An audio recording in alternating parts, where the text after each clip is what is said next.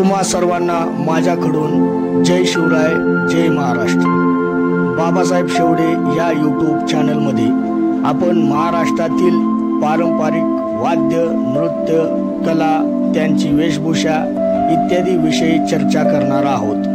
छत्रपती शिवाजी महाराज यांच्या पदपावन स्पर्शाने पूर्वीपासूनच महाराष्ट्र सुजलाम सुफलाम झालेला दिसतो। आपल्या राज्याला सह्याद्रीच्या रांगा, त्यामध्ये वाढत आलेली आपली संस्कृती यांचा पूर्वीपासूनच वारसा लाभलेला पाहावयास मिळतो।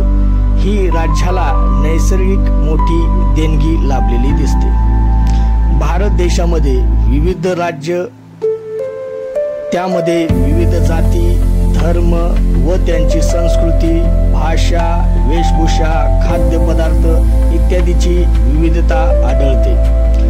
भारतातील महाराष्ट्र राज्य हे सर्वच गोष्टीतून समृद्ध आहे। हे राज्य भारतातील एक नंबरचे मानले जाते। सर्व राज्यातील लोक इथे कामधंद्यासाठी येतात, कष्ट करतात व आपला उदरनिर्वाह करून जगतात व या राज्यामध्ये स्वतःला सुरक्षित सुद्धा मानतात। आपल्या राज्यामध्ये विविध जिल्ह्यामध्ये विविध जाती व त्यांची कला, नृत्य, भाषा, देवपूजा पाहावयास मिळते। ही आपल्या डोळ्याचे पारणे फेडते।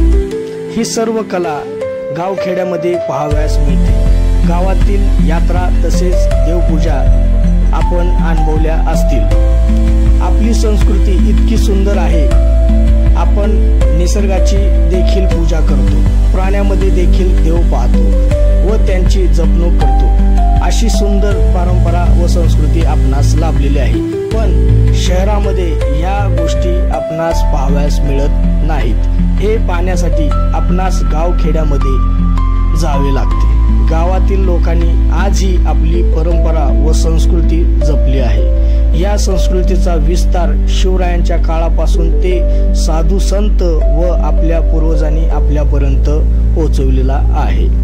ही परंपरा व संस्कृती जपण्याचे काम आपणा सर्वांचेच आहे। परंतु वैज्ञानिक युगामध्ये ॲडव्हान्स टेक्नॉलॉजीमुळे या सर्व परंपरा व संस्कृती आपण कुठेतरी विसरत चाललो आहे। काही पारंपरिक नृत्य, वाद्य संपुष्टात देखील आलेले आहे।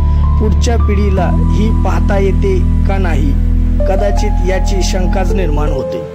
ही कला प्रत्यक्षात न पाहता गुगलच्या माध्यमाने पाहावयास मिळते।